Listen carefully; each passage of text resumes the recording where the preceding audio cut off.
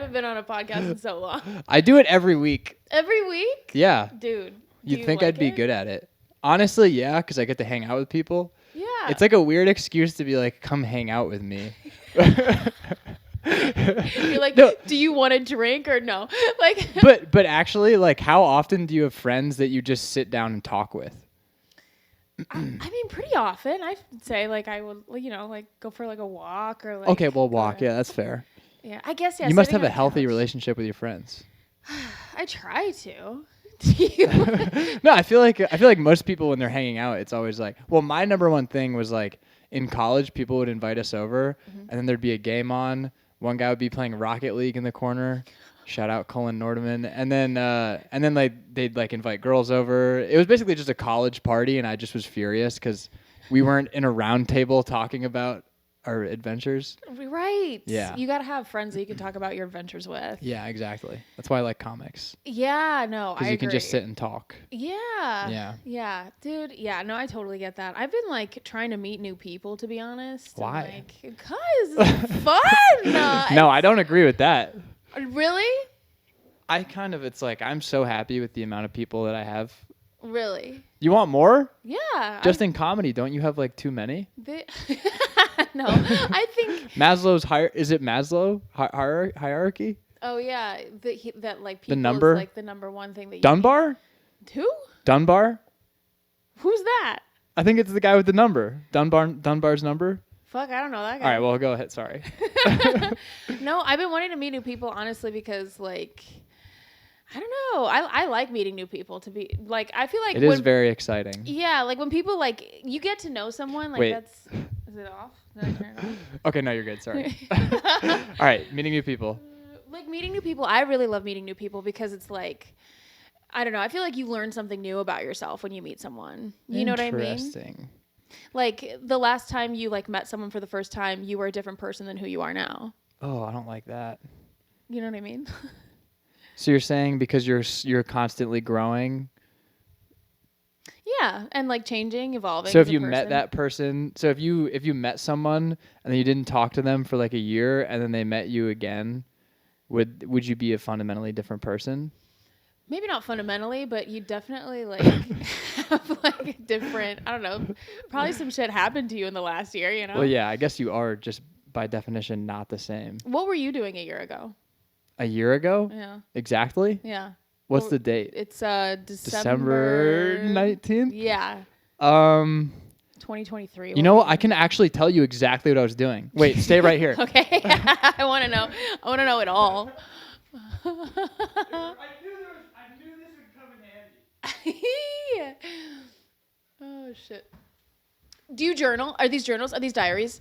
They are not diaries. They are journals. I journal every day, yeah. They're fucking diaries. Okay, Diaries. so it would be 12/19/2023, right? Oh, you have beautiful penmanship. No, I don't. It just looks nice because it's all close together. You're like an 18th century, like. I appreciate seaman. that so much. Just call me a seaman. Yeah, you're a little seaman. I'm obsessed with seaman, by the way. As hell. Okay. Wait, no. 12/19, right? Mm-hmm. Okay. I'm going to be able to read exactly what I did. Damn, I should have brought my diary. Wow, this is such a gay start to this entry. Tuesday, December 19th, 2023. I had dreams of rock climbing and then woke up and couldn't do it because my shoulder still didn't feel great. Ate my brekkie and sent lots of pics to Nick from Fresh Coast. That's a guy I was working for. Got high and went for a walk in the cold, then sat down and did rewrites from Monday night. Cooked and ate, then wrote some more before going to Lottie's. Lottie's was so much fun. Aw. Hannah was home from college, and we all hung out before, during, and after Lottie's. Lottie's was also packed out. The Drew revival trademarked is in full effect because Drew had just taken over at Lottie's. Yo, he had a great year. He did. He hasn't been there the last 2 weeks. What the fuck, Drew? What the fuck, Drew? Hung out after with Obi, Sam, Hannah, Matt, Mike D, Jackson, and Blake. Talked about comedy in one of those ways where it feels like I'm in the movie Comedian. So fun. Drove to McDonald's, then played Madden and went to bed around 3 a.m. That's a great day. A fun day, yeah. That's a really good day. Okay, yeah. Do you feel like you're a different person from who you were a year ago? Comedically, I hope so. I mean, yeah, I guess so. I was thinking, because we had the whole thing with George last night. because I know. George was going away, and it really made me think about how long I've been doing this, which hasn't been that long. It's just been 2.5 years, but the first ever mic I did was Easy Bar, and George was like the first face I ever saw. Oh my God. So I was like, I can't believe, and he's been doing it obviously before I was there, but I was like, I can't believe it's been 2 years. Yeah. That's so nuts. It's also like, I can't handle change. I So like, can't handle change. is that a song or are you just singing? Both. More, please? No. I hate change. I hate when like things change, which is so funny because we're talking about like evolving, right? And you were basically saying you love the fact that you change because I get to meet new people and like discover new things about myself. But you hate change. But I hate change. I hate fuck change. Fuck change. You hated. So you didn't like Obama. Don't even get started on Obama. Just kidding. I have no opinion. Well, no opinion. That's kind of mysterious. Yeah. All right, but yeah, you hate change. Yeah, I hate change. I think like when my environment changes, that like is really difficult for me because I don't know. I just like hate having to adjust to something that like I have grown accustomed to, like seeing George every Wednesday night at Easy Bar. You know what I mean? He like started that mic with Shannon Bacchus. Yeah, and I remember him talking about how they like were like trying out bars. They went from bar to bar. Yeah. And then they were like, "Can we do a mic here?" And they were like, "Yeah, sure." And then now it's like one of the best mics in the city. Yeah. In my opinion. I mean, that was literally like where this is so gay, but that is the mic where I found myself on stage because I would freak out and then I would listen to the recording and me freaking out was actually like me. It was like I was doing my robotic delivery and then I'd start freaking out. And I remember George came up to me after I was like a month in. He was like that's you. The guy that's freaking out, that's you. That's why we like that. Just be that. Yeah. Aww. It's Easy Bar. What the hell, man? Only place I've ever freaked out. That's not true. I've freaked out a lot of places, but I remember when you like did a set at oh no, the Lincoln Lodge. It was like a mic. I think it was back when Spanglish was still around. And I remember when I saw you, I was like, "Oh, this dude's never coming back." And then you, like, wait, what was that before I went up? No, this was like as you were talking. Oh, fuck. I was just like, that's so brutal. You were like very young and yes, I was very green. And not even green. I just thought like, oh, like this dude like lost a sports bet. Like I did not think that you were, and not that I don't even remember like what you said, but like I just there's something about it. And then like you kept coming back every week, and then there was one week where you came with like a fucking GoPro like on your head. That's on YouTube. And that was when I was like, oh, he's in it for the long haul because nobody straps a GoPro to their forehead and to do an open mic nonetheless, unless they are trying to start a career. Yeah, that was what I was trying to do. Yeah. That was so embarrassing because that was like before I really had like a group of friends in comedy. But I really wanted to do the GoPro thing on stage, and I was like, hopefully Drew and Matt and Jackson are at Lincoln Lodge, and I hadn't met Sam yet, but I was like, hopefully they're there, because I'm gonna walk in with the GoPro on. It's gonna be like this fun, like, haha, look what Harry's doing. And I remember I walked into Lincoln Lodge, and there was nobody there that I knew, and I just remember being like, well, fuck. And I just was talking to like Tyler Buckingham before I like actually knew him, then what's this super fucking? How am I forgetting it? John Hickok. Yeah. Hickok, yeah. Yeah. And John, I could tell John just hated me.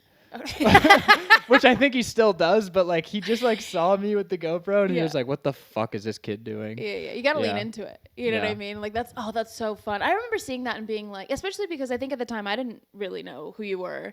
But I knew that you kept showing up, and then you did that and I was like, oh, like I don't know, I liked you after that. I was like, thank you. Yeah, you're getting an invite to my birthday party. Which thank you. Yeah. Yeah. That was very fun. That was such a fun party. Oh my God. That was like out of a movie. That entire weekend was like the last good weekend I ever had. What was the rest of the weekend? The rest of the weekend was my dad came to visit, which was like nice. We went to a museum. It was awesome. Which museum? We went to the Shed. Shed's nice. Yeah. Not a museum. It's on the museum campus. That is true. It's the Museum of Fish. I guess that is true. Yeah. If it has stuff about old fish, yeah. Well, I mean, I guess it's a museum. Are you saying art isn't living? What? When you go to okay, for instance, when you go to like the Art Institute, which is you would say that's a museum. I'd say it's an institute. No, I'm kidding. Okay. No, that's a museum. That's a museum. So it's a museum, right? Are you telling me right now that you don't feel that art is living? It's dead to you? Well, what? What do you mean? Like it's not sentient? Well, no, but I mean, are fish really that sentient? Whoa. I'm just saying, like... No, they're not. Patrice O'Neill has a great bit. He's like, we don't care about fish because they don't have eyebrows.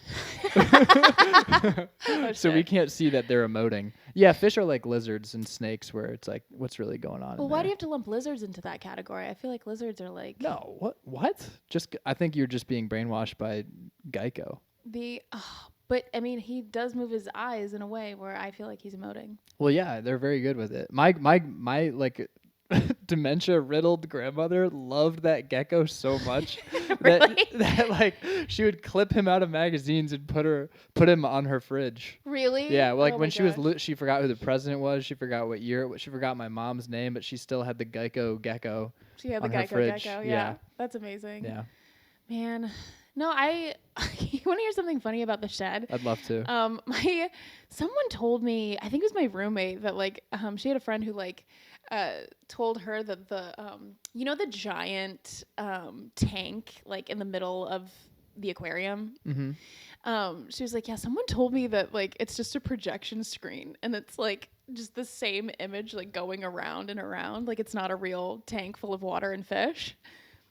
Like it's like yeah a picture show on loop. Yeah. She believed it? No, she was like, I think that guy was an idiot, but oh, thank God.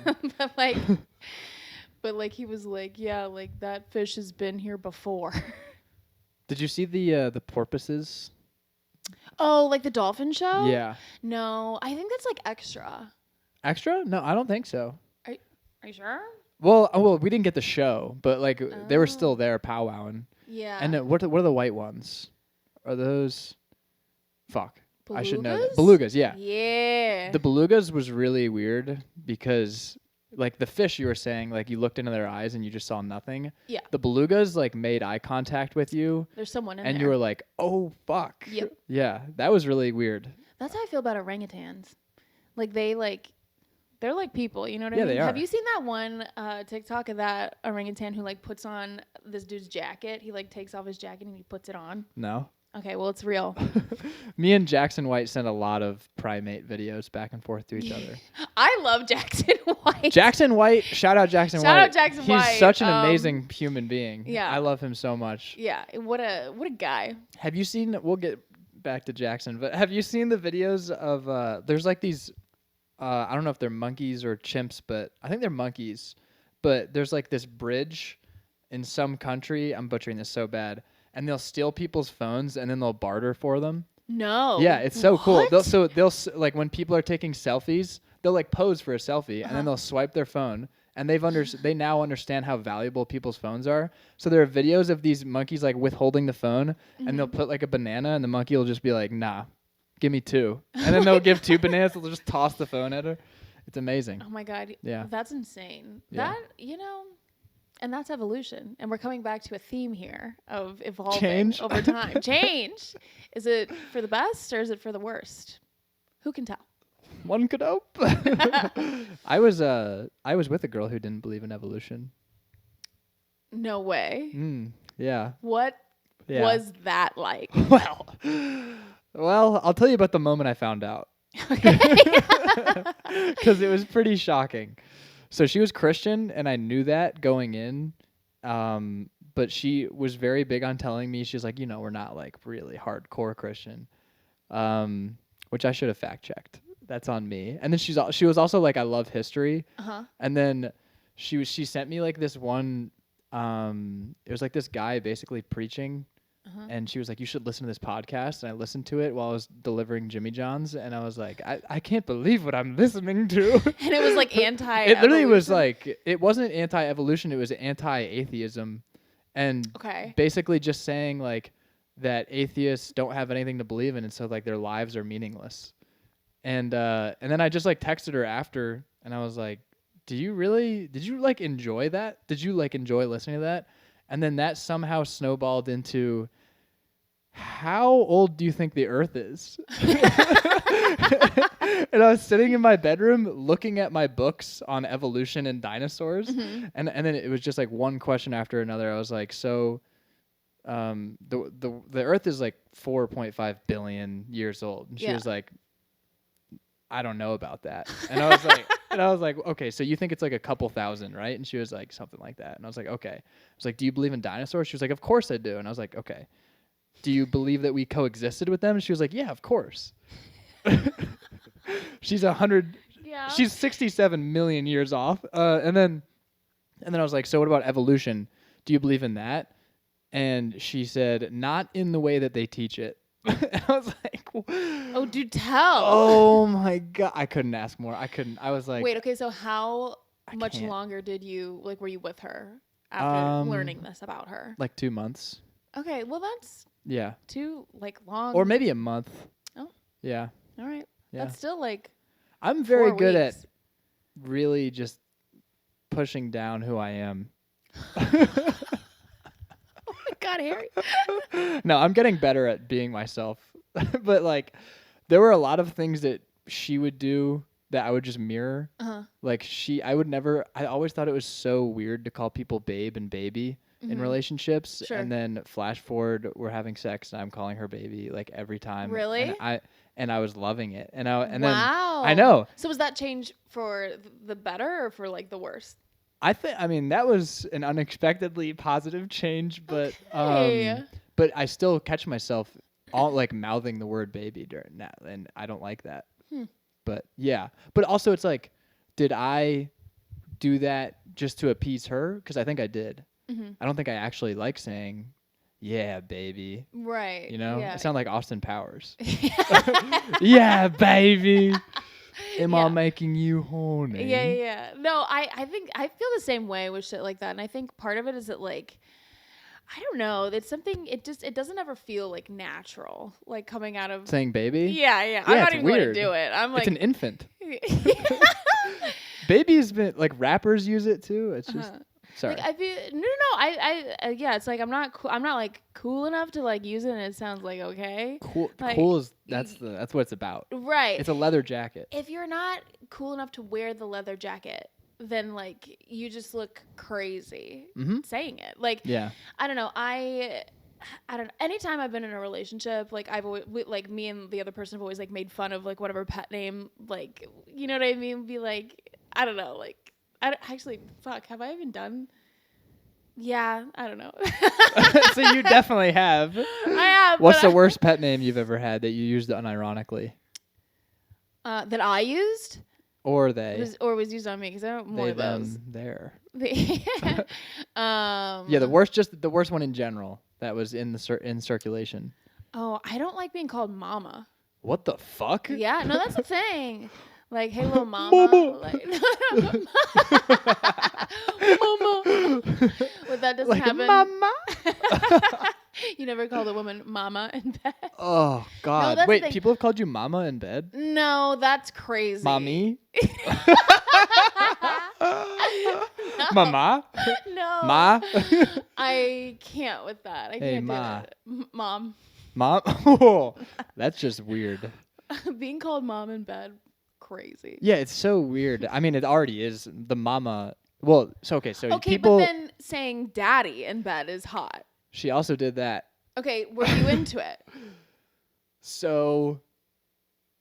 You can be honest. You're trying to be your true self, right? I'm not into the word daddy. I'm into somebody relinquishing, like.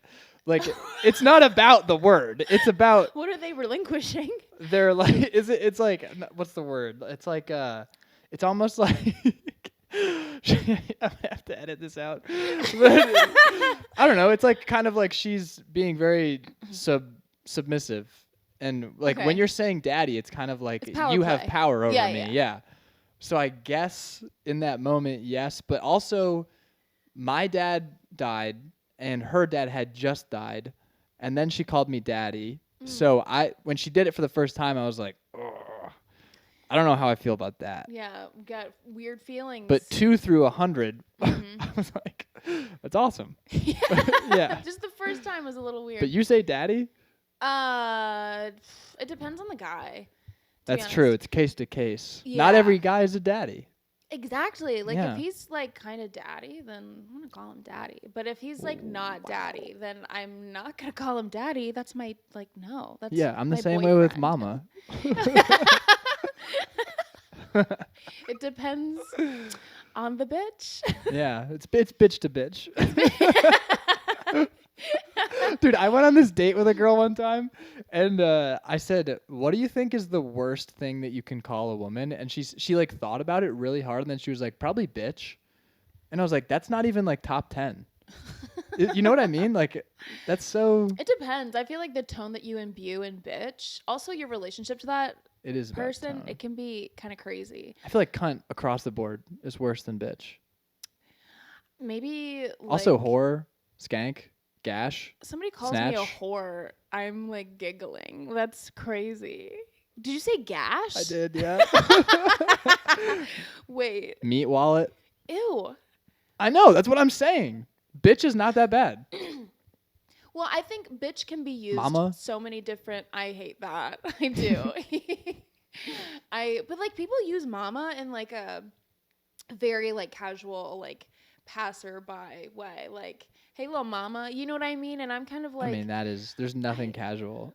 No, but it is. It's like a thing. Or like people have like commented on When like, you keep quoting the "Hey, little mama," is that a black person saying that? it could be. Okay.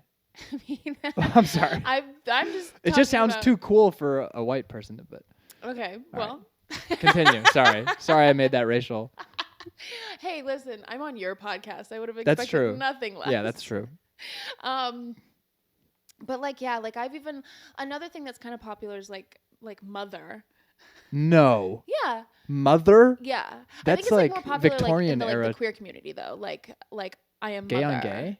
No. Just like I honestly like see it like more like a drag context of like she is mother. Okay, that makes sense. You know what I mean? Yes. And then like when people are commenting that, at least from what I can tell, is like oh my god, I thought like they you're were like in a bed. queen kind of. Yeah. But there's something about it where I'm like, I don't know. I feel like when someone calls me mother, like my tits immediately sag and I'm lactating. Ooh, that's not That's good. just like the feeling I get. Yeah. You know? Mother is just, I associate that with like 1800s. You just Right? fucked up. Right. And you're like wearing like all black down to your ankles. Oh yeah. Churning Mother. butter. Mother is here, and you're Yeah. like, everybody places. Yeah. it's like what you would call the person, like the lady at like an orphanage who rules over like 80 people. Yeah. Mother. And she's definitely like beating the kids. Yeah, 100%. Yeah, because Yeah. she's sad about her saggy tits. She's sad about her saggy tits, which is understandable. Mm-hmm. If I had saggy tits, I'd be so sad. I have saggy balls. Do you? Nobody knows. Oh. It's my little secret. Okay. Well, I guess. Saggy tits are out there in the open, especially when it's springtime. Yeah. Yeah. Yeah. But honestly, like, pop off if you got saggy tits. You know what I mean? Like, What? Yeah, your mother. Your mother. Mommy. Oh my god. What were we talking about before? I think how much we like Jackson. Oh yeah, No, I love whether the Jackson Shed White. Aquarium is a museum, Daddy, change, Yeah, man. evolution, Okay, change. change. It's about to be a new year. It is. Are you Whoa. thinking up any New Year's resolutions or? Well, where are you at on resolutions and goals? I would love to cut out alcohol. Completely? Yeah, I would. I don't think it's gonna happen this year, just because like That's funny to already give up on it. I just- It hasn't happened yet, and you're like, this isn't the year. Well, I'm just a couple weeks out now, and I'm like, well, I don't know, if this is really gonna Yeah. pan out the way I want it to. But you know, like I've always had. I feel like each year I've cut something out. Mm-hmm. Like and by that I mean one thing 2 years ago. What was last year? What was 2 years ago? Nicotine. That's a big one. Yeah, I know. Way to right? kick that. Mm-hmm. I haven't had any nicotine. No, like disposable nicotine. Do you wanna stick, hit my no, pen? like- No, I I'm think kidding. I'd throw up. I don't honestly. I can't do nicotine. Why not? Yeah. I just can't inhale it. I cough do you every mean? time and I just can't. Oh. I can't hit vapes. I can Do hit you weed have one? pens. No. Oh. You No. can, wait, you can hit a weed pen, but you can't hit a like a vape? I don't know what it is. I mean, it's very abrasive on the lungs. It like hurts. Yeah, I feel like weed is smooth. Yeah, like I think like a dab pen is like way more. But what'd you give up last year? What did I give up last year? Oh, probably alcohol for like 2 weeks, and I was like, I can't do this. January's sad. Yeah, January is sad. It's kind of fucked up that we're expected to make huge changes, and then you have the 2 coldest, darkest months directly after that. Yeah. I guess that makes sense, testing you, but Yeah. I didn't give up anything. I just had like a bunch of goals of what I wanted to do. Did you accomplish any of them? Yeah, I accomplished every one except for one. It was read 24 books. I'm on 25 right now. Okay. And then it was get booked on 25 shows without asking. Okay, we're gonna have to circle back to that. I want to hear the rest of your list, but like I have thoughts on that because I used to have the same mentality. But go ahead. I completed that. Oh, you did? Yeah, I got 40 Without asking? without asking Oh a my single God. person. Okay, grinding. I know. Holy shit. Pretty cool. Yeah. And then, but I'm also counting like roast battles and stuff. That counts. Okay, sure. Comedy. Comedy. And then what were the other ones? I had initially one that was to quit porn. I scratched that out pretty early on. I was like, I love porn. Yeah. Porn's great. I had it was like get to 500 total sets by the new year. I'm not gonna make that because I went to Australia. How many is that? Oh. But it's not in the year. It was just I was at 226 before the year, and I wanted to do 274 or whatever. Okay. Oh. But I'm only gonna get to like 460 or That's something. Still really close. I mean, how many sets is that a week average? I don't know. It's not enough. But also I fucking went to Australia for 3 weeks and then I go home and it's fucking gay and you're there and you can't do stand up and in Australia? Yeah. And also like when is you're Australia, home. Wait, home. Where's home for you? Jersey? Well, now Maryland, but Oh, yes. Okay, I feel like you were saying something like that the other day. Why did you go to Australia? What was that for? my brother, this is a whole I mean, the real reason is because my mom fell in love with a sailor in college. But Okay. the reason recently was because my brother goes to school there. Because do you want me to give you the full Spark Notes? Yeah. Because it's fucking. Is it a movie? I'll go chronological. It is a movie. Okay, I'll go chronological. So my mom went to Johns Hopkins, which is right on Baltimore Harbor. Okay. This guy Ian chartered a racing yacht across the Atlantic, and he's a master shipwright. And so they met. My mom grew up sailing. They met. They hit it off, and then they stayed connected. But then, like parallel in their different hemispheres, both of their marriages fell apart. Oh my dad died. His wife was a booze bag, and then they reconnected, and they were just like there was just a period in my life for like 5 years where it was just my mom is just always talking to an Australian guy on Skype. Yeah. And it was just like, oh, hi, Ian. He's like, how's it going, Harry? And he, of course, knows everything about my life because my mom is talking to him constantly. Yeah. And then she goes to Australia for a little bit. And then, so my brother, this is where he comes in. He was like a really great runner in college. He was like one of the best in the country. Whoa, for yeah, real? He won Penn relays. I don't know if that means he had a 4:13 I don't know mile. what that means. Does that mean oh, anything? that's crazy. Yeah. So he was a really good runner. He had a 4:13 mile? Correct. Yes. Yeah. That's insane. That's like retarded. I was gonna say That's mama. I was gonna say inhuman, but no, it is. I mean, he's a cyborg sometimes. Yeah. But jeez. he goes to college for running and engineering, but then realizes that he doesn't really love running because when you're a D1 athlete, I was a D3 athlete. It's your whole life. Yeah. D1 especially. So that's insane. Yeah. So he went to URI and he was like, I don't want to do this anymore. And he sucks at math, so he couldn't do engineering. And we were like, what the fuck are you doing engineering? And then it got to the point where he for one weekend, he only ate Hershey Kisses and he had to go to the hospital and he was suicidal. And his coach came and then my mom was like, my mom was basically like living at the school with him. They just like finish out this year. And then he was just like, he was kind of just like a misguided young man. He didn't know what to do with his life. Mm-hmm. So then my mom was like, light bulb, I'll send him to Australia with Ian. So then he gets on No a plane, way. lives with Ian in Australia for 3 months. And by the way, Ian lives literally in like, he's in Airlie Beach, but it's in the jungle. Like it's literally, he lives in a concrete shack in the jungle. And so he just sends Teddy there, and he's working on boats with him, and he stays with, and Ian's son Jack is there, he's our age. Okay. And so he's staying with them for 3 months, and he comes back, and he's completely different. He's like revitalized and everything. And then Teddy goes to Drexel for a year for design. He crushes it, but we can't afford to go to Drexel again. So then my mom says you can do modeling or go into the military. And he tried to do modeling. Okay. And that means that I came downstairs one morning and I saw his Tinder profile pictures, which are him in his underwear, like bricked up basically. Yeah. And like my mom and another lady who we're friends with who was in the modeling industry just like swiping through them objectively, being like, I don't know if I like his bulge in this one. Which was they weren't saying exactly that, but they were going through them. And me and my sister were like, what the fuck is going on? So then he didn't cut it as a model. So then his choices were to go to like NJIT or QUT, which is the school he went to in Australia, which is way cheaper. It's also like one of the best design schools in the freaking world. Oh, nice. But he didn't want to go to Australia because it was too far from home. So then my mom called me and she was like, can you call your brother and tell him like that Australia is not a bad idea? And I was in college and I literally called him and I just said like, don't be fucking retarded, go to Australia. And he was like, but it's far. And I was like, dude, I'm in Chicago. It's the same distance. It's just one phone call. Like it's the same thing. He goes to Australia.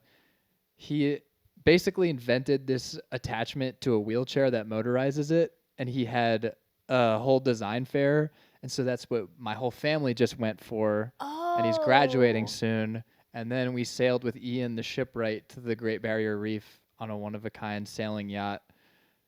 But you're pissed about it because it fucked up your stand-up. I'm so mad, dude. I didn't get to do open mics. Yeah, you were so bogged down seeing the Great Barrier Reef. To be honest, I journal all the time, but I couldn't bring one of these, so I got like a pocket journal, which is now my like everyday journal. And I was on the sailboat. We didn't have any internet connection, which I'm okay with. I finished my book, which was annoying, but stand-up is a really good just thing to put your mind toward. And I didn't have stand-up, so I really got introspective. And and the book I read also was really sad near the end. And so I just was like really getting deep into my emotion. And because of that, everybody on the trip was like, are you okay? Are you having fun? And I was like, no, I am. But I didn't want to be like, well, it's because I can't do like a joke about three-legged dogs at Lottie's. That's why I'm not sad. It's just stand-up, you can put everything toward that. And I didn't have that. And it was wrecking me. Yeah, because you have all this like energy and it's like with no place to put it. Mm-hmm. Yeah, exactly. And it's like we're so used to just, I don't know how it is with you, but like I'm just always trying to think about, I'm not even trying. It's just like you just listen to your thoughts and then you record them. And most people don't listen to their thoughts. They have like a podcast or a song. And most people are like, oh, God. Yeah, exactly. Most people are like, why would I do that? Yeah. But that's our currency. Yeah. So we're constantly like listening and like tuning into our thoughts. And that became a fucking nightmare once like it just got turned on me completely. Do you feel like when you like do family stuff that's in particular, like family stuff in particular, like makes you feel like crazy? Like you hear like those like thoughts and Absolutely. Stuff? Yeah. It does for you as well? Oh, yeah, dude. No, I'm about to, let me tell you something. Please do. I just talked for way too long. I loved all of it. That was insane. And we didn't even touch on the Great Barrier Reef and all the wonders that I'm sure that came with. But it's fine. I'm about to like go to Indiana because that's where I'm from. And I'm Paradise. about to go there. That's the nickname, Indianapolis. But it's like, I'm about to go there for 6 days. Mm-hmm. And I'm like nervous because like after about 2 or 3, I start to like go nutty. Like my mom passed away when I was like 4. Rip. So I know, right? And she that's fine. That's just like a fact, right? So my dad never remarried. And so he's just like this single dad. And he's an amazing person, but you know what I mean? Like he can only do so much. And he's just a guy at the end of the day. So I kind of don't like coming home because it's like, I don't know. I don't like using the shower because it's like never clean. I don't like even just like washing my face because the sink is like crazy. Like, I don't know. Do you know what I mean? Like, it's like, I'm like, damn, like, when's the last time this place got a little once over? You know what I mean? And so then I just automatically like rot, like, or I'll like escape to like Panera. Well, I was gonna say, like, what is there to do? There's like, I mean, and there, I feel like there was a lot to do like when I was in high school and stuff, but it was like everything was like with friends. Do you have siblings? I do. I have a brother and I have a half sister, but she lives in Michigan, so I don't see her very often. Are you and your brother able to powwow? Yeah, we can powwow, but kind of same thing where it's like after a while, I'm like, all right, I'm ready to go back to Chicago. And he, I love my family. I think my family's amazing, and they've known me my whole life, so that's really that cool. Is true. Yes. Yeah, it's cool to have somebody who's witnessed you change over time. Yes. But like, I don't know. I'm just in this phase of my life right now where I'm like, the day job is treacherous. And so I'm like, anytime I get a break, I really, this is going to sound so bratty, but I really don't like going home or like having an obligation to like go see family because I'm like, dang, I just want to enjoy the city I live in. No, that makes a ton of sense. Also, your job, teacher, huge pain in the ass in terms of like, it's a lot of energy. Yeah, exactly. A lot of pouring from an empty cup all the time. Yeah. But I think it's like... And then you're at open mics, which I can't believe, by the way. Yeah. It's so insane. To me, it makes the most sense in the world because like I am like around 5 and 6 year olds every day. And that is like isolating because you have to choose your words very wisely when you're around them. You have to be very direct. They can only like... follow like a certain number of steps and directions, and so like over time it's like, oh, like I'm not joking with them, they don't understand sarcasm, like they're little, so like also who I am to them is like adult. That's like, crazy. I'm the authority figure in the room. I'm not like party girl Val, you know what I mean? Like, and so that is a part of myself that I like need to be. So after a day of like working with kids, I need to go out and remind myself that I am an adult. Like I remember I used to do like when I first started doing open mics in the city, like I would just say the foulest shit in the diviest dive bars. I just to remind myself that I could, God, it's like, it's kind of like Mark Norman has a joke about that where he's like, we should have like politically incorrect speakeasies where you just get to go in and like take a sip and be like, retarded. You take a sip. Yeah. No, I don't know, man. It's wild. I do enjoy my job now, and I found like a much better like emotional balance with it because I think in years past it was like really hard. And it's also like the thing that I feel like a lot of teachers don't really talk about is like if you, I don't know, have like childhood trauma and then you go into education, your childhood is just like right in your like face because you see how young those kids are. And then when you like think about like when you were that age, like my mom passed away when I was 4 years old. That's like before kindergarten. So like it's like that was something that like I feel like I really had to like work through like just with this job because I was like, dang, like really coming to terms with like how little I was when that event happened. And they're that and they're so you can visualize it now. Yeah. That's I've never thought about it that way. But did you remember your mom? Oh my gosh, this is gonna sound so sad. The only thing I remember about my mom was her fighting with my dad. Because that makes sense. Yeah, when you're a kid, the only things you remember are like things that are scary. Yeah. You know what I mean? Or like I don't know. Maybe if you have a happy childhood, maybe you remember other things. But and I did have a happy childhood, I would say, like, by and large, you know what I mean? Like, and I love my dad. Like, I don't want to sit here and be like, he, whatever. Like, he's a guy and he's a single dad.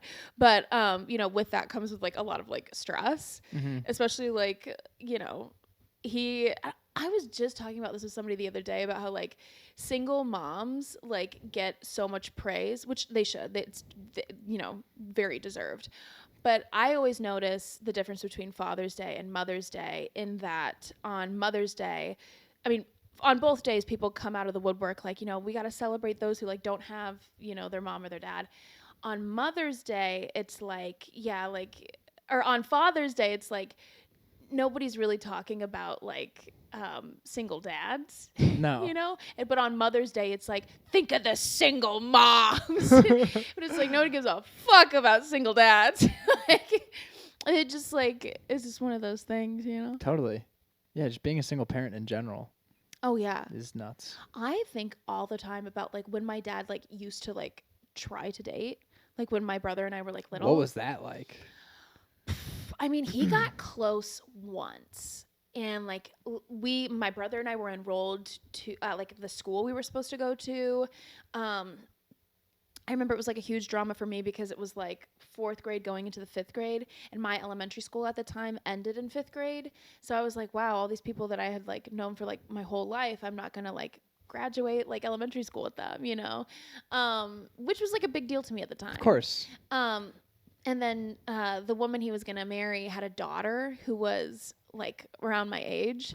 We did not get along. I was mean to that little girl. That was not what I was expecting. I was a mean kid, kind of. I think I was a bully. Did you wait? So you didn't get along because you bullied her? Kinda. She pissed me off. Why'd she piss you off? Or ugly, mean. No, just kidding. They're just ugly. She wasn't ugly. She was just like fucking stupid. I don't know. She just. How old were you when you made this judgment? 9. Okay. I guess that's old enough to know someone's stupid and ugly. She's not ugly. She's not. I mean, now she's like a nurse. You can be an ugly nurse. Yeah. Well, I don't know. A lot of nurses. She's like one of those nurses where it's like, I don't know how to describe it, but like she's like married and like a nurse. I don't know. I hate her. I'm just kidding. Wait, you still know about this girl? Very peripheral. Okay, well, sorry. So I feel like bad talking about this. You get introduced to her, and then you immediately start bullying her, and then your dad is like, this isn't going to work. No, you want to hear the story? I'd love to. My grandma on my mom's side came to visit, and this was like 6 months before the wedding, and everybody had bought their plane ticket. It was gonna happen, right? And we were gonna move into this woman's house. No way. Oh yeah. Nice house? Nice house. Nice house. Nice house. I think upgrades people. Oh yeah, I remember being like, "This is like I am like living the dream." Every Disney Channel original movie right now. I'm about aside from this fucking ugly kid. Yeah, that I have to deal with. Ugh, my God, I really was mean to her. Jesus, but wedding is about to happen. The wedding's about to happen. My grandma comes to visit, and she tells the woman that my dad is about to marry that my dad's an alcoholic. Now, she, the woman my dad was about to marry, divorced her previous husband because of alcoholism. What the fuck? What the fuck is this? And so she got cold feet. She told my dad, hey, I think we should postpone the wedding. And my dad said, fuck you, fuck the wedding, fuck all of it, goodbye. Because it was like... What the fuck? What the fuck? Why did his mom do that? It was not his mom. Oh, her mom? My deceased your mother's mom. Yeah. Your deceased. Why was she there? She flew in just to visit.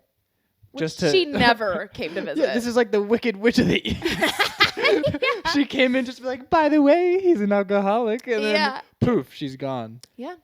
She literally just she completely changed the trajectory of your life. Oh, I know. Just by saying that. Isn't that nuts? What a bitch. But I'm going to tell you something. Like, I would have transferred to a very affluent neighborhood, school district, whole thing.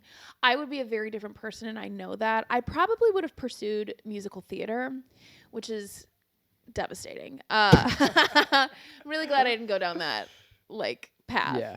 I mean, you're parallel to it. I would say adjacent. I don't know if do you think that stand-up is parallel to musical theater or just performance? Isn't adjacent similar to parallel? You're just next to it. You're just parallel. I don't. The lines are adjacent. Yeah. I don't know. I mean, it's a performance. It's like closer than welding. You know what I mean? Like, they're in the same bucket. Yeah, I guess. What else I is guess. stand up with? I don't know. I feel like stand up is. I mean, don't get me wrong. Stand up, that's like way worse, and like I would blow my brains out. But like, if you did musical it's theater. a performance. You're on a stage. Mm-hmm. Have you ever been in a musical or a play? God no. Really? Wait, That's surprising. Yeah, I feel like What the fuck? That's not uncommon to You find think- a stand-up who has like background in performance. There's a lot of actors who do stand-up. Yeah, no, it's not uncommon, but that's like the vibe that you got, that I might be No, dressed as a tree in the Wizard of Oz. I knew you did like sports in high school. I did like you were sports. Like, you were athletic. Not really, but I like sports a lot. Oh, really? I feel like I'm always like hearing about you doing something crazy with your body. What? Yeah, like at my birthday when you raced like Oh. everyone and you like I mean, smoked them. It was crazy. I was well, like, that was like a situation where I mean, in front of that crowd, I look athletic. The kid, no offense, but I was like, Sam came in and he was like, this guy wants to raise you. And I was like, I will take anybody in this place, because that was a bunch of thespians. they're not thespians. They're like, They do improv though, right? yeah, that doesn't make them thespians. Sorry. Well, to me, Wait, what is your perception of improv? I group improv with thespian. Really? Improv is that's It's like theater. That's I mean, I guess it literally is. musical theater without the music. Oh man, I just feel like the way you group these different umbrellas is so interesting. I'm sorry. No, you shouldn't be sorry. I'm not sorry. fascinated. Yeah, good. But I did know, with full confidence, I was like, I'm gonna smoke this kid. Because it's like nobody else at that place had fucking played sports at all. That guy is like, I think he's pretty athletic. But define athletic. I don't know. We play beach volleyball and he's good. He was just like a skinny kid. Yeah. He was not athletic.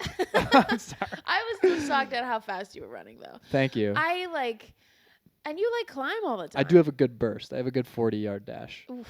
See, that's what you need. Yeah. I'm Everybody's- quick, not fast. Oh, you're quick, not Because I'm a fast. goalie. Yeah. Oh. Cross goalie. Oh yeah, and hockey you do goalie. lacrosse and Yeah. hockey, and all those sports that like. I just are- love sports. So I mean, I love activities, but like sports are just like the greatest. One of my the things I wish was better about stand up is that in stand up it is the greatest thing in the world, but in stand up you'll never get the chance to like score a touchdown and be like fist pumping and everybody cheering and stuff. Sports is like you're in an arena and you're like a gladiator. It's so cool. Can I tell you something? Please do. I fucking hate sports. I like don't get it. Oh, what do you hate about them? Okay, first of all, I'm not coordinated. Okay, I'm very like egocentric, so if like I can't do it, then I'm already like disengaged. sure. Even though I think that a lot of people who like are uncoordinated who like can't really do sports very well are like into it. I don't know what it is. Like I've never. I think it's like I didn't really grow up doing sports. Like I like ran cross country and that was about as like sporty as I got. Like because I can't do like game sports. I think what it is that I have terrible like sportsmanship and I'm a sore loser and I have no skill. I'm a sore loser. Yeah, Do but you aren't you competitive? I'm very competitive. Because to me, it's like it doesn't matter what we're doing. If there are stakes, I'm just like I'm so obsessed with this thing now, yeah. and it just happens that sports are like the most like easy way to represent progress. I don't know. Oh. Like especially in climbing, it's like we literally have a V scale, V0 to like What does the V V15 or stand whatever. for? What is It that? I don't even know, Oh. but it just like it rates how hard the climbs are. Okay. And I was stuck at V4 for a while, Uh-huh. and all I wanted in the world was to do a V5. Dude, you read my journal. I was dreaming about climbing. That's how bad I wanted it. Yeah. I would dream about doing routes, and then I'd come into the gym and the route was taken down, and I'd be like devastated. Oh my god. But like, it was just like this thing that signifies you progressing in a skill Mhm. was just so cool. And like stats, love stats. Stats are great. That's so like left brain of you, I feel like, because like the idea of like progress and stats and numbers, I like don't view like stakes like that. Like for me, like I really enjoy like stakes in like a scene. Like I enjoy them relating it to, medium like, rare. the Oh, I'm sorry. Go ahead. In a like, scene? yeah, like for instance, like an improv or like theater, right? Uh-huh. Like there can be like stakes in a scene where it's like something's happening, and like if you believe it, then like you can get a whole room to believe it. Sure. You know what I mean? Yeah. And to me, it's like you're watching something and you're like, it's like, and it's cathartic, right? And sports can be cathartic too, obviously. There's like, I feel like, there'd be a lot more like crime, maybe. I don't know, maybe not. Crime? If there was, maybe not. I don't know. I can't, the way I like view sports is like gladiators, like that's like our like watching people like kill each Well, other. I mean, the thing is like and I'm going to say thespians again, but like that, like all the theater kids in my school who would claim to hate sports, I just want to be like, no, you love sports. This is your sport. Like you're just putting all your competitive energy I would into agree this with that. thing. Yeah. Sports, just because there's a ball and a stick or whatever, Yeah. you're defining it as that. And because there's obviously athleticism and coordination or whatever. Yeah. I think part of it too is that like I feel like I've always vibed with like personalities that come from like performance and like theater. Musical theater? Not necessarily. You're just musical inches theater. away from the thing you claim to hate. No, dude, I do not. I've never been in a musical. I've never. You're in half of it. You're like. No, I much prefer a play to a musical. Oh, totally. I hate how people just break out into song. It bothers me so much. Well, you know why they do that? Why do they do that? You break out into song when words fail. See, that's you're saying this like you're a musical theater person. Well, I didn't study theater in college, but I didn't. You're so close to this. I'm very close, but the thing about musical theater is I don't love the culture of it. I feel like musical theater is very like to me it's way more cutthroat than like being like a straight play actor. Because it's like I don't know. Musical theater is like so much more than acting, and I've always loved theater because of acting. I am an okay singer, and I am not a strong mover. And mover, like dancing. Oh, okay. So like in musical theater, it's like you want to be like a triple threat, right? Dancing, singing, acting. Okay. Yeah, but I feel like most of the time, the branch, if you will, that gets cut and that like you can still be revered in musical theater is acting. The thing that you hold to be most valuable. Exactly. And I think that's why I like look at musical theater people and I'm like, okay, you can sing really well. You're just loud and you move a lot. Yeah. And I'm kind of like, I'm not moved by that. I am moved by somebody who's being vulnerable. And I think that musical theater is very decorative. Yes. You know what I mean? And that is why I think stand-up is the most impressive thing in the world. Yeah. It's because you're just a guy or a girl. It's just standing there being vulnerable. But there's no like frills or anything. No. It's just you're just talking. If there is frills, it's like it's annoying. People can tell. Yeah. I love watching somebody do stand up for the first time because I see like I can't stand it. If I'm really? No, it's very interesting. Cuz you see like flickers of like who they may be years from now if they continue to do it, but you also see like why they went for that joke with where they are at and how they perceive stand-up. Yes. Do you know what I they're mean? doing an imitation of what they think stand-up should be. Exactly. It's like anytime I talk to somebody about stand-up who like has never done it or like knows it so like on the surface, like it's so like, well, and I think a lot of people like when they hear like comedy, they're like, oh, SNL. Yeah. And I'm like, that's Second City's great. And you're like, well, actually, everybody I know that's done a Second City stand-up class is says otherwise. Horrible. Yeah. A lot of people who are like in the scene in Chicago, whether it's like stand-up or improv, like they're like Second City is a machine. It is a brand. It is. Yeah. It is. It totally is. And they're making a lot of money. But also, there are some Second City teachers that are horrible at stand-up. Name names. Do you not? Are you gonna post this? Yeah. No. I'll bleep that, but you know she said the N-word at Trigger Warning? No way. Let's talk about it. So she said the N-word at Trigger Warning. Dude, I mean, when was couple weeks ago. How did you not hear about this? No. So this is, I was telling Tito this, but we sidetracked into other N-word stuff. But I have to talk about the N-word every podcast. It's kind of my rule. But so what stand-up has taught me is that like because the last two people, whenever somebody says the N-word in the scene, it's kind of like a big deal. And the two last people who have said it are tiny white women, and nothing's happened. But showed at it at Trigger Warning. And then Kiefer was at Three Dead Moose, like at Will's, and he was talking about it on stage, and it was he was like, guys, a trans comic said the N-word. The world is healed. like God is good. And then as he was talking about it, a kid in the back went, "That's my teacher at Second City." And we all were like, no fucking way. And dude, I was bored at work 2 days ago. I was bored at work and I went onto the work computer and I looked her up on LinkedIn and it said like comedy teacher at Second City. And I just wanted to comment like, didn't you say the N-word at Trigger Warning like 4 Mondays ago? But I mean, yeah, it means nothing. And like also, there were two other teachers at Second City that did roast battle on the first ever show I did roast battle on, and they sucked.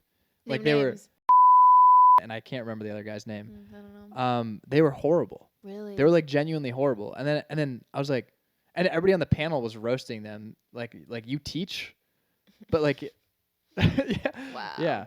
And when you start comedy and you hear about Second City, you're like Tina Fey, like all these names came through their it. Brand is their exactly. Brand, they're like, this is my beef with Second City is that it like sells, like it sells young aspiring comedians like hope. It does, and they buy in, and they it's have because dreams, it's like because look, we have proof because it happened in the 90s. Exactly. Yeah, but also it's like if you have X amount of people go through, some of them are gonna be fucking good. Well, you know what I mean? Yeah. I mean, people come from like all over the country and sometimes like out of the country to like do Second City's program. That's crazy. Isn't that nuts? You also can't really teach comedy. I know that that's like a cliche thing, but no, I know what you mean. You sort of just have to do it. Well, yeah, and You can teach principles. Yeah, I think, and this may sound a little woo woo, but woo-woo. I think I think that everybody has like. I'm still on the edge of my seat. This is going to sound so stupid, but I truly do believe this. I honestly believe that like everybody's got like a story that they have to tell. Like there's a story within everyone, you know what I mean? Okay. And like when you do these programs, they like give you the tools to like unlock that story. So if you're a comedian, I think that these programs give you the tools to express the thing that makes you uniquely funny, but they're not teaching you what makes you uniquely funny. You know what I mean? I don't think they can. Yeah, no, they can't. That's like you already. Yeah, they're giving you a template, sort of, but or just like exercises to like. It's just so rigid, and it's like you just have to fail. You just have to suck and learn. Yeah, well, that's why I like stand up. I know it's just failure constantly. Yeah, strap a GoPro to your forehead. Exactly. Get out there. But that's just like sports. The parallel, I mean, I've talked to a lot of people in comedy who played college sports, and we all agree that it's like very similar in the way that you practice, you fail a lot, and then you review the tape, you fix what you fucked up, and then you just keep working hard, and you develop it as a skill. It's not one of the, and like, when you play sports, it's the same archetypes. You have kids on your team who are really talented, but they don't work hard because they have all that talent, and you just know that they're not going to be a great player. And you see that in stand-up. It's just all parallel, yeah. People who live in the same 10 minutes. Abso-fucking-lutely. It's just the kid in lacrosse that has one move. And it's like, dude, they're going to figure that out, and then you're not going to be able to do it. Yeah. You have to get better at other things. Mm-hmm. Yeah, and people will do that in stand-up. You have to change. You have to change. You have to evolve. But that's the thing. The title will definitely be something with evolution. Yes. It's so hard to do that, though. I mean, it's terrifying. Once you have finally have a good 10 minutes, the last thing you want to do is write a new joke because you're like, the feeling of bombing is the thing you need to do to get better, to do the thing that you want to be doing. But it's also the thing that's like the most terrifying and devastating because you're like, I don't want to bomb again. It is, but I literally I'm incapable of locking down an exact set. like I don't have a 10 minutes. Changes every time. It changes every time. Every time I do stand up, I say it slightly different, which helps me not be monotonous and robotic on stage. Yeah. But because of that, it's just always in flux. And sometimes it's like magical and it's great, but a lot of the times it just fucks me. Like it just completely fucks my rhythm, and I'll be on stage. Like I did Fresh Faces, and like I kept riffing, and it was like some of it was working, like really well, but then I always like have the moment where I'm like, what the fuck am I doing? God damn it! And I'm saying that into the microphone, and then I'm like, all right, where am I? And then I have to hop back into the fucking bit. But then it's like you listen to that and you're like, that got laughs, but I did that off the cuff, so I can't really replicate that. I can't like write that into my act now. Yeah. So then the idea of like you have a tight 10, I literally feel like I can't do it, which is pathetic. Yeah. So I'm just always doing new stuff all the time because I have comfort in new stuff because there's no pressure with new stuff. Wow. New stuff is, I always go to mics at the end of the mic because there's no pressure and you just get to work stuff out. When I go to the beginning of a mic, I get so stressed. I'm so scared. And it's like, now I have to do well. What is scary about it? Just like, I can deal with something that's like in its infancy not doing well. It's really frustrating to do stuff that you're like, I really care about this and I think this is good, and then it doesn't work. Of course. That's like way more crushing to me. Mm-hmm. I can bomb with stuff that I don't really like. I'm not like really into. Like I'm trying, because you should bomb. Mm-hmm. But when you're doing stuff and you're like, this is my 10, and then it doesn't go well. Yeah. Then it's like, well, that's devastating. I have to restart everything. So you would just throw that 10 away. You would throw. I wouldn't throw the whole thing away. I mean, if the whole thing bombed. Yeah. But I guess, because my question is like, is it you or is it like, and I know you're not supposed to blame the room, but like, sometimes it's like, it might be the room. You know what I mean? Yeah, of course. And it's always going to be different because of that. But so do you have like an exact tight 10? Mm-hmm. That's crazy to me. I know the length of I'm so jealous all of of that. my tight jokes. That's so crazy. So I can put them in. It's like Lego pieces that you click together. Yeah. And so then the kind of the fun part becomes like the transitions and going between each one. Because to me, the joke that I've written, I can like write a joke, but like the thing that makes it difficult is continuing the momentum throughout a whole piece. Totally. And I feel like when I like sit down to like write out my set list, I'm thinking about the transitions more than anything, because I can tell a joke. I know if I know my joke, I know my joke. I'm not going to change it. And part of that is because I believe in like, use your time wisely. Like when you like have your joke, like figure out like the least amount of words to say it in that like hits the most, and then that's your joke. And then like the fuck around piece of it for me is like going from that to like the next one. And sometimes, I'll just go from that joke to that joke to that joke and just like keep going, because sometimes that's a vibe, Yeah. But it also like really depends. I've been trying actually to like stray away from that a little bit more and just like not go up with my notebook and just say what I think is the funniest thing that I've been working on, and then like, just keep going. But yeah, I don't know. And I also like kind of, I feel like I changed my like writing style a lot, because when I first started and like for the last like, couple years, I've been like doing like traditional, like this is the joke, this is a setup, this is the punchline. I've been like kind of like toying around with like stories. Whoa. I really like stories. I love a good story that's just like it's like attention getting, and the jokes are in there, but they're personal not like, too. and it's personal. People are relating to it, and you don't even realize that 5 minutes have gone by. I was gonna say the time that you're taking up with a story.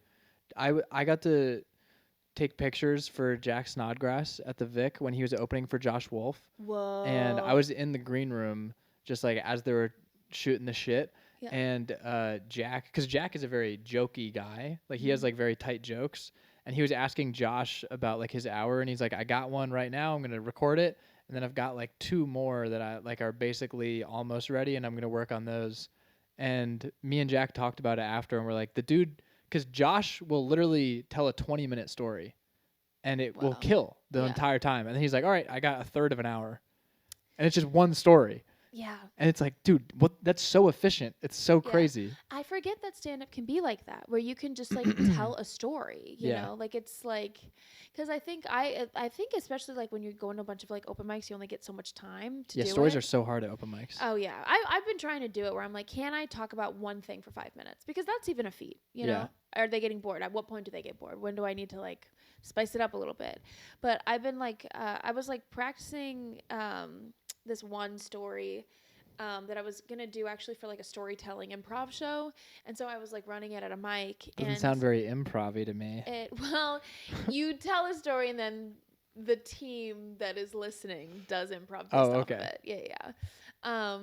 But I had this story that I'd been like kind of like telling for like a couple months. Then I got asked to do the storytelling show, and I was like, okay, I want it to be like really tight. And it was like a fun challenge too, because it was like less like, here's like this like premise and here's this crazy turn.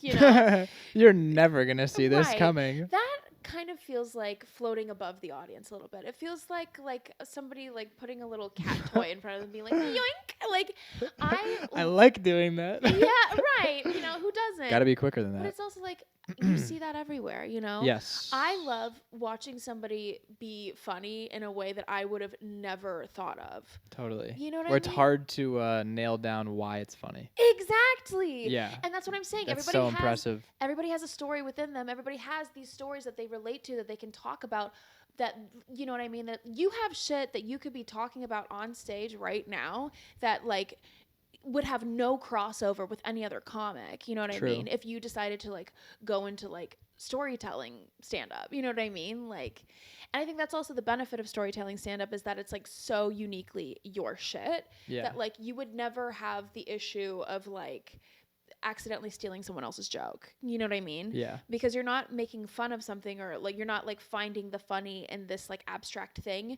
You're like doing something completely different, but by like taking your own perspective and being like, oh, this is what is funny about my life. Mm-hmm. And I love shit like that. That's my favorite stand-up to watch. So who do you like then? Just in general? Yeah. Well, do you like Segura? He literally has a Yeah. special called Mostly Stories. Yeah. I love Tom Segura. I love Mike Birbiglia. Is Oh so my good. gosh, I can't stand Crazy. Mike Birbiglia. Like, you can't stand I Mike can't. Birbiglia? I can't. I literally can't. I know that he inspired Mulaney, and he's a great joke writer. I can't. I know that you've It's so. looked into him and like tried. I have tried. What turned you off? It's very one-man showy. It's not. What is stand-up, Harry? There are women, but I don't know. I mean, it's like I agree with all your points, and stories are great, but all my favorite guys, there's sort of like this disconnect where you're learning about them. Because I agree with like all your points, but I also think it's so cool when you learn about who somebody is, not by them telling you about directly a story that related to them, but something that happened and then like their take on it. Or okay, yeah. like Sam Morrill, he's not like a very personal guy, Right. but you know Sam exactly Morrill. who Sam is Yeah. by watching his act. Yeah. That's what I like. Yeah. And he's like super jokey. Yeah. Like, he He's like has a all New that. York comic. Which like, is that's what I want to be. textbook. Yeah. Oh, you want to move to New York? I'm moving to New York When are you moving to New York? in August. Harry, Yeah. what the fuck? I didn't know that. It's okay. That's fucked up. Why is that fucked up? Because I didn't know that. You know I can't handle change. Oh, I'm so sorry. How do you think I'm gonna feel? I don't give a fuck about that. What about me? Yeah, I'm sorry. I'll stay. Yeah. Oh my god. Wait. That's crazy. I'm It like not is. okay. When, where, who, how are you going to do that? How are you going to live? What do you do for work? Are you okay? Do you have savings? How are you going to move? No. Oh my god. My master plan is to, well, first of all, the reason is because, I'll tell you off because I'm moving with some people from our scene. Oh. But yeah, Who? Are they my friends? They're my very good friends. You could figure it out pretty easily. But Who's leaving? Please tell me. Matt Calhoun for sure Really? is coming, and Morcata. No. Yeah. So soon? Yeah. I knew that he was like planning on moving to New York, but I didn't know that. Yeah. And it's like August? Uh-huh. How long That's have when you we're guys aiming. known about this? Couple months. Define a couple months. It was like right after he opened for Ralph Okay. in Milwaukee, and then we had like a long conference call where he was like, Ralph was telling him in the green room, he was like, if you're gonna like, you're really good at this, and you got like Chicago, there's a ceiling, and you either For he was like he was like brainstorming with him. He's like, where should you go if you really want to like get this shit going? And he was like, I think New York is the place for you. Yeah. And it's like, there's no right time to go. Like, it's sooner is better than later. Yeah. And Sam told me that, and I was like, well, whatever you do, I'm gonna do, because I'm from the East Coast. I was gonna go to New York anyway. This is presenting itself. Matt wants to go too. We're all going home. We're all East Coast kids. It's upstate New York, Philly, New Jersey. Yeah. So, and it's like also, I've seen people from our scene. God, I always say scene from our scene, but I've seen people in Chicago that are like pretty respected. They're like regulars at Zany's, and they move to New York, and then it's like you're back to zero. But for me, it's like I'm at zero, so I'm not losing anything. Yeah. And I always knew that Chicago was going to be like I'm learning how to do stand up. Obviously, you're always learning, but Chicago, it's like I can just like fail for 3 years. And that's why I don't ask for shows or ever try to get booked, because it's like I just want to get good. And I know that shows help you get good, but it's like to me, I'm totally okay with if I didn't get another show in Chicago until New York, I'd be okay with that. If I was just at Mike's for the rest of the time, I get frustrated when I get shows sometimes because I'm like, it's not ready. Nothing I have is ready. And I get so upset. Tell me that your set changes all the time. Exactly. So it's never done.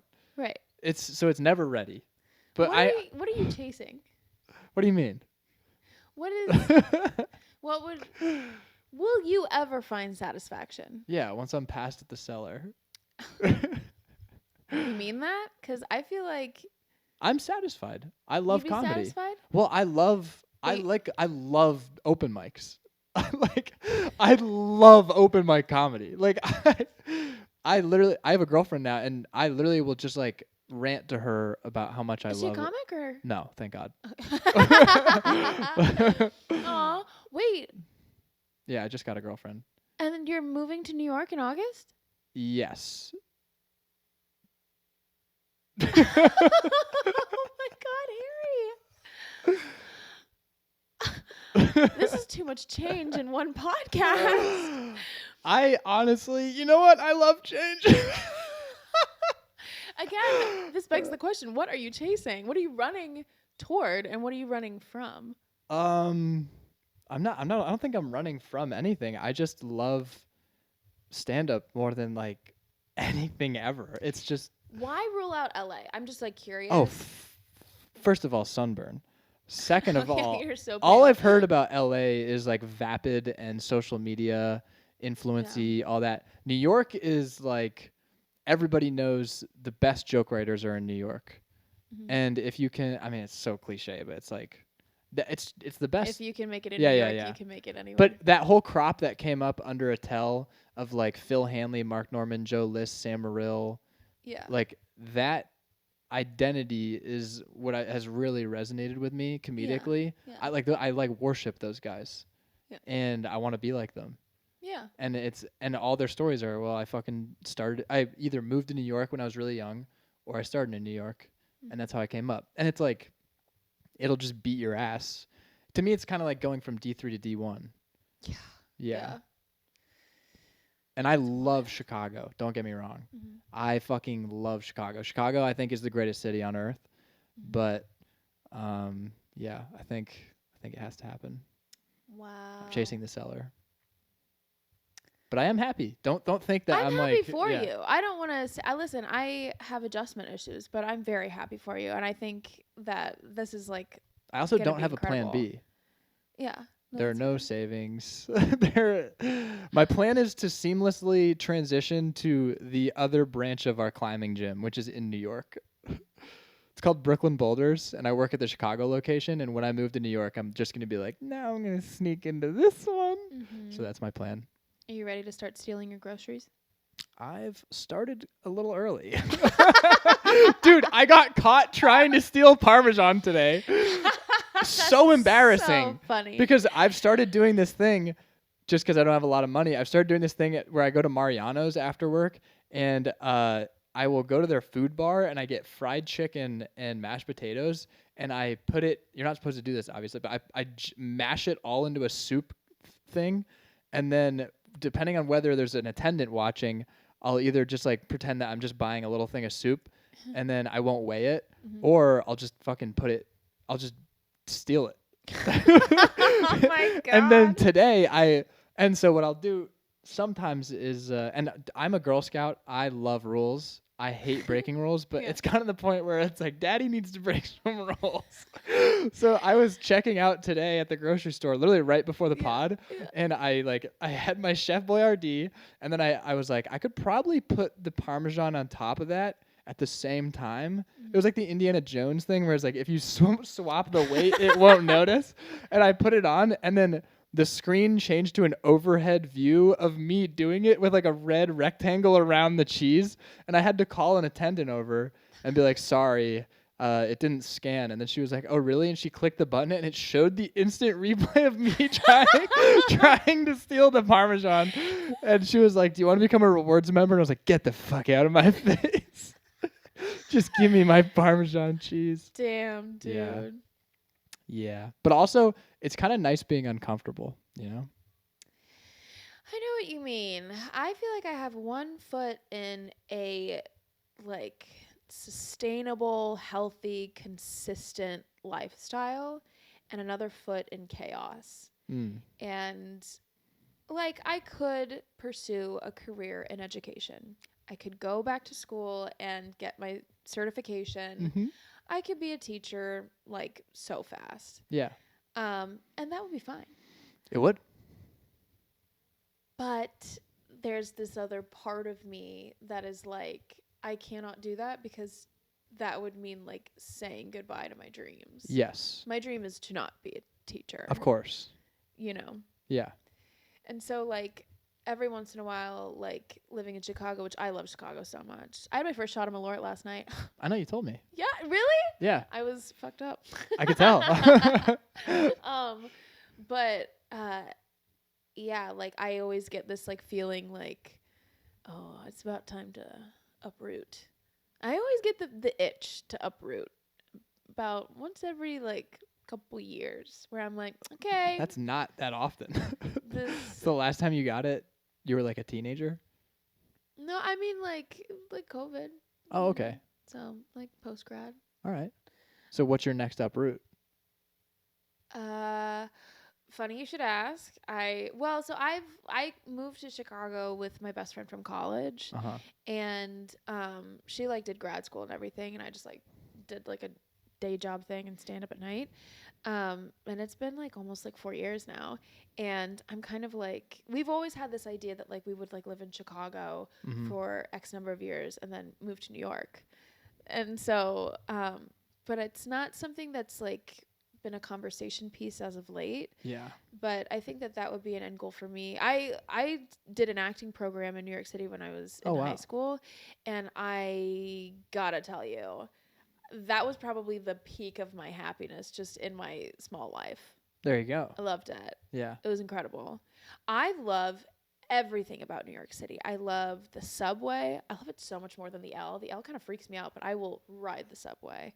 I don't give a fuck. The L is just, I mean, I love the L, but it's so lame in comparison, just size-wise to the subway. Oh, my God. I mean, I guess that the makes L sense. is minuscule. I just don't think of the L as like being like lame. I think of it as being like frightening. Really? I mean, I think the subway in New York is more frightening than the L. Not from my experience. Wow. I feel like, I don't know, but I just rode the subway in New York. yeah. I saw more black cocks than I have seen on the L. Really? Uh-huh. Wow. Maybe I'm not riding the right trains. It sounds like it. But yeah, I love walking everywhere too, and everything's always happening and stuff. Like I just There's a pulse to the there's city. a buzz. I took acid and I went to the Bean at midnight. When was this? A year ago. Okay. I took acid and I went to the Bean at midnight, and I had like all these fake epiphanies. But I mean, I guess I just like to look down upon my epiphanies while I'm on psychedelics, because I don't want to take myself too seriously. I'll tell you two, because the first one was, I'm not afraid right now, and I kind of wish I was a little afraid. And then I was like, I gotta move to New York. Mm-hmm. Like downtown Chicago truly is like very safe. It's like super safe. And I kind of was like, it's quiet. There are no cars on the street right now. Chicago I was gets alone. quiet. I was completely alone in like downtown Chicago, Millennium Park, which is great for tripping. And I was like walking along the lakefront, and I was just like, this is like a little too sleepy for me. But then the other thing, and this jarred me. I was walking by a restaurant and I stopped. This guy I don't think he noticed me, but I looked like a creep in the window. I walked by a restaurant and I saw a guy at a table for two, and he was like eating ramen at this like super nice place. And then across from him was his work like bag and his laptop. And I literally just was like, this guy, all his life is work. He's just married to his job. He's literally out to eat with his job. So and that was like devastating to me. So I was kind of just like, I can never have a real job. I have to do stand up, because stand up, it's not, I mean, it is work, but I mean, it's fun. such a unique type of work. Yes. And it's like one that like requires so much like oddly enough like discipline and like like, I feel like a lot of people who don't know much about stand up are like, oh, that's so fun, what a fun hobby. I'm like, really? I feel like every time I do it, I try not to fucking kill myself. Yeah, nobody understands that like people actually really try at it. Yeah. There's like, it's like the sports thing. It's like there are people that will write every day and go up every night. It's like they're putting in reps. Yeah. But also, I think a lot of what attracts people to comedy, and like we know a lot of people like this, is that they don't work hard and they're kind of just like alcoholics. Oh yeah. And it's like, it's so normalized too. oh my God, it's unbelievably normalized. Yeah. Damn, maybe I will leave alcohol in 2024. No. I think I should. I mean, probably. Honestly, so I've like gone through periods of time where like I have been like sober for months. Mm-hmm. That's like when I've like done the best in stand up. That makes sense. Hands down. Yeah, hands down. I saw you obliterated at Rabbit Hole doing stand up one time. Was that when I was yelling at the crowd? Yeah. Yeah. Fuck the Cubs, dude. You were so drunk. Yeah, I was so angry. I was just like, this is insane that Val's on stage right now. Yeah, I was angry because that one dude wouldn't shut the fuck up. Yeah. Dude, I've been really getting into yelling at men. That's fun. Like, in bars. It's, like, not safe, but I honestly don't give a shit. It's a dangerous hobby. Yeah, but fuck them, you know? Hopefully not. Right. Yeah, I would. You have a little bit of immunity as a white woman, so you can, like, get away with a little bit more, but, yeah. Well, I'll only, like... I wouldn't make that too much of a hobby. No, and I'll only like make a scene typically if it's not necessarily like me. If it's like I see a dude being weird to another girl. Oh, then yeah, you have all liberty. If they're like, if it's like a younger girl and like she's like clearly like doesn't want to be like rude because he might be violent or crazy, like I will look from afar and see if it's like safe enough, and then I'll be like, "You're making her uncomfortable. You need to leave." You've said that? Yeah, I did that on Saturday. Way to lay your dick out. That's so sick. Absolutely. You know what was weird? That dude was like, sorry, I'm not good enough for you. Isn't that a strange thing to say to a stranger who's like, you're making people feel uncomfortable? It's really pathetic. I know. I was really like, pathetic. I was like, what is happening? Yeah. Oh, God, that's horrible. Yeah. Isn't that crazy? It is crazy. But there's a lot of weirdos out there. I mean, I was at a bar crawl on Saturday, but like I saw you went to 8 bars. Yep. I literally was telling my roommate about that. I didn't even make it to all 12. There's 12 of them. 12 bars of Christmas. The fact that you made it to 8 is bananas in one day. Mm-hmm. How fucked up were you? Pretty fucked up, but I was not hungover the next day because I was drinking water in between every drink. Pussy. No. What? No. I'm kidding. The I'm kidding. Fuck? I'm completely kidding. I feel like that's the opposite of being a pussy. I feel like I really. Oh, because so you could keep going whole, harder. Yeah. Oh, okay. I don't really know about drinking that much. Do you drink? I do, but not really. Okay. I drink because I do comedy. Oh, that's sad. Yeah. Yeah, it is. Yeah. No, I kind of want to like, I feel like I have it in me to cut out alcohol. I feel like I have it in me. I'll get close. Like I think the most I've gone is like 4 months sober. Mm-hmm.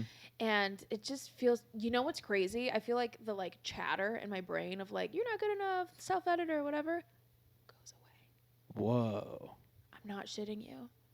Well, you should have some of that. Well, I mean, but it's like it comes through like clearly and more like self-aware. Oh, okay. It's not like it's not irrational. The irrational chatter. Do you know what I'm talking about? Like when you hang out with family for too long, and you get that That's the best time to drink, though. God, I think I'm gonna quit drinking tomorrow. Like I cannot. I hate it. It's so like. But I love it. I love it, though. I hate it, Dude, but I love it. it. That's the problem. I literally was asking Matt Calhoun last night. I was like, how much did your whiskey cost? I'm thinking of just drinking whiskey alone. Because, like, I love the feeling of just sipping whiskey and feeling warm and fuzzy and relaxed. It's so beautiful. It's really not. I mean, I think the problem with most vices is it's all or nothing. And it's like, I'm going to quit. I'm done. I'm not going to do any of it. Turkey. I think it's just moderation. Yeah. Because I drink, but I feel like I'm not, especially compared to people in our scene, I don't drink a lot. No, that's why just But I really love Have drinking. I ever seen you drink before? I was drinking last night. You I think just I fucking hold it noticed together really last well. Night? No, you do hold it together really well. I feel like there's like a lot of like comics that can hold it together well in a way that's almost scary, where I'm like, you don't seem drunk, and yet you've been doing nothing but throwing them back. Mm-hmm. I can go on stage really fucked up. I can't. I'm very obvious. I know. you like your joints become like Jello, and you start doing like the used car salesman, like the inflatable thing. Man. Yeah. Yeah, it's fun to flail. It is fun to flail. Have you ever done it? I don't think so. You should try it. Not now. Well, we can't because there's no alcohol here. That's true. I asked you yesterday if you wanted it, and you said game time decision. Yeah, and I'm happy that I did that because it's snowing out there. Sober pod. So, although right after this, I'm gonna go to Shuba's and get a drink. I think. Yeah, it's Thursday. Mm-hmm. You're gonna do the mic? I think so. Okay. What time does it start? I don't know. 8:30. I only go late. Do you have a car? Yeah. Oh. How often do you drive drunk?